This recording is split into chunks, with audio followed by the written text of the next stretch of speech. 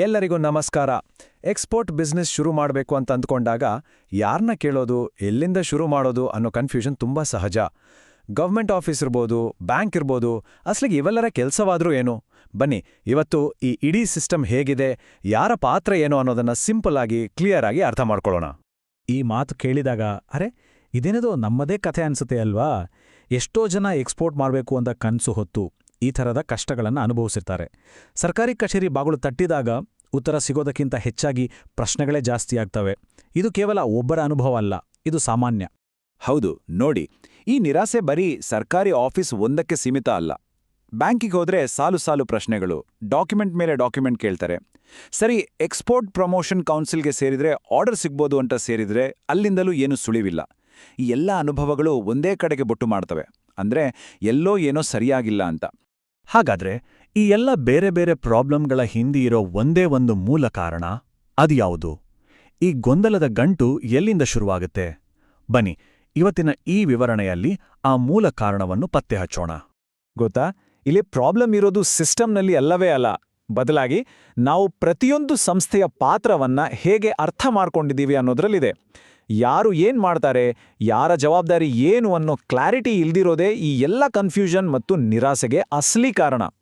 ಈ ಇಡೀ ಎಕ್ಸ್ಪೋರ್ಟ್ ವ್ಯವಸ್ಥೆ ಇದೆಯಲ್ಲ, ಇದು ಮೂರು ಮುಖ್ಯ ಪಿಲ್ಲರ್ಗಳ ಮೇಲೆ ನಿಂತಿದೆ. 1 ಸರ್ಕಾರಿ ಸಂಸ್ಥೆಗಳು, 2 ಬ್ಯಾಂಕುಗಳು ಮತ್ತು 3 ಖಾಸಗಿ ಅಥವಾ ಇಂಡಸ್ಟ್ರಿ ಬಾಡೀಸ್. ಈ 3ರ ಪಾತ್ರಗಳು ಸಂಪೂರ್ಣವಾಗಿ ಬೇರೆ ಬೇರೆ. ಬನ್ನಿ ಒಂದೊಂದಾಗಿ ನೋಡೋಣ. ಮೊದಲನೇ ಪಿಲ್ಲರ್, ಸರ್ಕಾರಿ ಸಂಸ್ಥೆಗಳು. ಇವರನ್ನ ನಾವು ಈ ಎಕ್ಸ್ಪೋರ್ಟ್ ಆಟದ ರೂಲ್ಸ್ ಮಾಡೋರು ಮತ್ತು ರೆಫರಿಗಳು ಅಂತ ಕರಿಬಹುದು. ಹಾಗಾದ್ರೆ ಇವರ ಮುಖ್ಯ ಕೆಲಸ ಏನು? ಸಿಂಪಲ್, ಎಕ್ಸ್ಪೋರ್ಟ್ಗೆ ಸಂಬಂಧಪಟ್ಟ ರೂಲ್ಸ್ ಮತ್ತು ಕಾನೂನುಗಳನ್ನ ಮಾಡೋದು. ಅಷ್ಟೇ ಅಲ್ಲ, ಎಲ್ಲರೂ ಆ ರೂಲ್ಸ್ನ ಸರಿಯಾಗಿ ಫಾಲೋ ಮಾಡ್ತಿದಾರಾ ಇಲ್ವಾ ಅಂತ ನೋಡ್ಕೊಳ್ಳೋದು.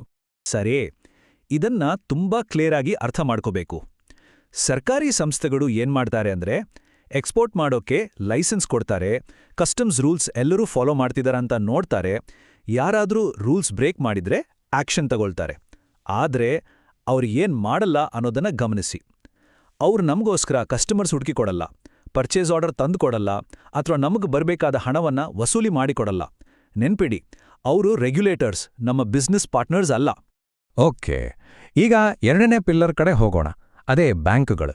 ಇವರ ಕೆಲಸ ಹಣಕಾಸು ಮತ್ತು ಕಾನೂನು ಪಾಲನೆಯನ್ನ ನೋಡಿಕೊಳ್ಳೋದು. ಬ್ಯಾಂಕುಗಳ ಮೇನ್ ಕೆಲಸವೇ ಕಂಪ್ಲೈನ್ಸ್, ಅಂದ್ರೆ ಬರುವ ಮತ್ತು ಹೋಗುವ ಪ್ರತಿಯೊಂದು ಪೈಸೆ ಕೂಡ ಕಾನೂನು ಪ್ರಕಾರ ಇದೆಯಾ, ಅದಕ್ಕೆ ಸರಿಯಾದ ಡಾಕ್ಯುಮೆಂಟ್ಸ್ ಇದೆಯಾ ಮತ್ತು ಎಲ್ಲ ರೂಲ್ಸ್ ಫಾಲೋ ಆಗಿದೆಯಾ ಅಂತ ಖಚಿತಪಡಿಸ್ಕೊಳ್ಳೋದು. ಇಲ್ಲಿ ಒಂದು ಇಂಟ್ರೆಸ್ಟಿಂಗ್ ಪಾಯಿಂಟ್ ಇದೆ ನೋಡಿ. ನಾವನ್ಕೋತೀವಿ ಬ್ಯಾಂಕ್ ನಮ್ ಕಡೆ ಅಂತ, ಆದ್ರೆ ಅದು ನಿಜ ಅಲ್ಲ. ಬ್ಯಾಂಕ್ಗಳು ಬಯ್ಯರ್ ಕಡೆನೂ ಇಲ್ಲ, ಎಕ್ಸ್ಪೋರ್ಟರ್ ಕಡೆಯೂ ಇಲ್ಲ. ಅವರ ನಿಷ್ಠೆ ಇರೋದು ಒಂದೇ ಕಡೆ, ಅದು ನಿಯಮಗಳ ಕಡೆಗೆ. ಅವರ ಮೊದಲ ಆದ್ಯತೆ ಹಣಕಾಸು ನಿಯಮಗಳು ಸರಿಯಾಗಿ ಪಾಲನೆ ಆಗ್ಬೇಕು ಅನ್ನೋದು ಅಷ್ಟೇ. ಮತ್ತು ಕೊನೆಯದಾಗಿ 3ನೇ ಪಿಲ್ಲರ್, ಖಾಸಗಿ ಮತ್ತು ಕೈಗಾರಿಕಾ ಸಂಸ್ಥೆಗಳು. ಇವು ರಫ್ತುದಾರನ ಬೆಳವಣಿಗೆಗೆ ಸಪೋರ್ಟ್ ಮಾಡೋಕೆ ಅಂತಾನೆ ಇರೋ ಸಂಸ್ಥೆಗಳು. ಎಕ್ಸ್ಪೋರ್ಟ್ ಪ್ರಮೋಷನ್ ಕೌನ್ಸಿಲ್ಗಳಂತಹ ಸಂಸ್ಥೆಗಳು ಇದೇ ಕ್ಯಾಟಗರಿಯಲ್ಲಿ ಬರ್ತವೆ. ಇವರ ಮುಖ್ಯ ಉದ್ದೇಶವೇ ಸಪೋರ್ಟ್ ಮತ್ತು ಗ್ರೋತ್, ಅಂದ್ರೆ ಎಕ್ಸ್ಪೋರ್ಟರ್ಸ್ ಬಿಸ್ನೆಸ್ನಲ್ಲಿ ಬೆಳೆಯೋಕ್ ಬೇಕಾದ ರಿಸೋರ್ಸ್, ಜ್ಞಾನ ಮತ್ತು ಅವಕಾಶಗಳನ್ನ ಒದಗಿಸೋದು. ಇವರು ಟ್ರೈನಿಂಗ್ ಕೊಡ್ತಾರೆ, ಮಾರ್ಕೆಟ್ ಇನ್ಫಾರ್ಮೇಷನ್ ಕೊಡ್ತಾರೆ, ಟ್ರೇಡ್ ಫೇರ್ಗಳನ್ನು ಆರ್ಗನೈಸ್ ಮಾಡ್ತಾರೆ. ಇವೆಲ್ಲವೂ ತುಂಬಾ ಉಪಯುಕ್ತ. ಆದ್ರೆ ಒಂದು ವಿಷಯ ನೆನ್ಪಿರ್ಲಿ, ಇವರು ನೇರವಾಗಿ ಪರ್ಚೇಸ್ ಆರ್ಡರ್ ತಂದ್ಕೊಡಲ್ಲ ಅಥವಾ ಬಯರ್ ಕಡೆಯಿಂದ ಪೇಮೆಂಟ್ ಬರುತ್ತೆ ಅಂತ ಗ್ಯಾರಂಟಿ ಕೊಡಲ್ಲ. ಸರಿ, ಇಲ್ಲಿಯವರೆಗೂ ನಾವು 3 ಪಿಲ್ಲರ್ಗಳ ಬಗ್ಗೆ ತಿಳ್ಕೊಂಡ್ವಿ.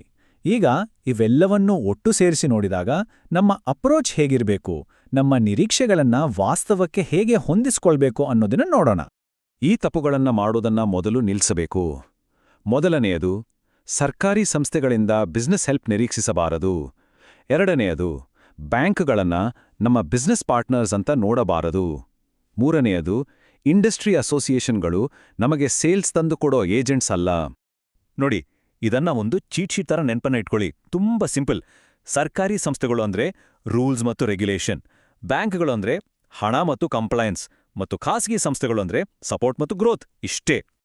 ಹಾಗಾದ್ರೆ ಇಲ್ಲಿ ನಾವು ಕಲಿಯಬೇಕಾದ ಅತ್ಯಂತ ಮುಖ್ಯವಾದ ಪಾಠ ಏನು ಅಂದ್ರೆ, ಪ್ರತಿಯೊಂದು ಸಂಸ್ಥೆಯನ್ನ ಅದರ ನಿಜವಾದ ಪಾತ್ರ ಏನು ಅಂತ ಅರ್ಥ ಮಾಡಿಕೊಂಡು ಸಂಪರ್ಕಿಸಬೇಕು.